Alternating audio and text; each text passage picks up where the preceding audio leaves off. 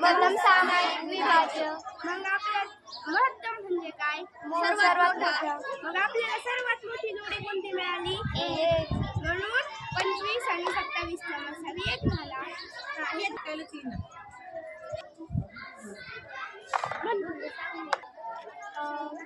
पाचचा आणि 7चा विभाज्य. 5 आणि 7. आता तुम्ही 5चे मला विभाजक सांगा. 1 आणि 5 वरती ठेवा. आणि आता मला 7चे विभाजक सांगा. 1 हा? 7.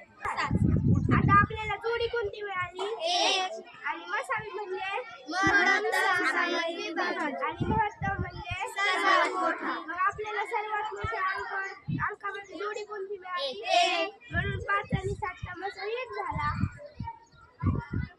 खूप सोपं आहे. आता अजून एक सांगा. 31 व 34. 31 व 34. आता तुम्ही मला 31चे विभाजक सांगा. 1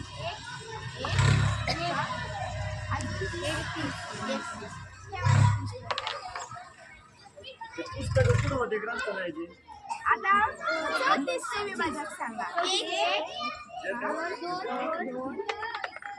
2 आणखी 4 6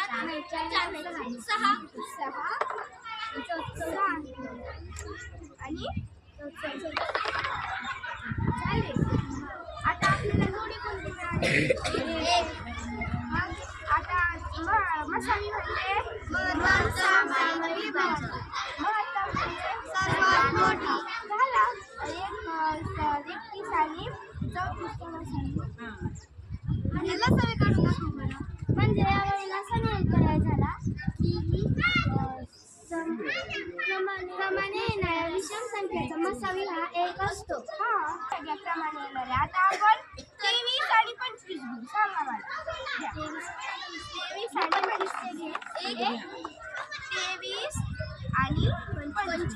आता मला 23चे विभाजक सांगा. 1 अजून 5 23 25चे 1 5 25.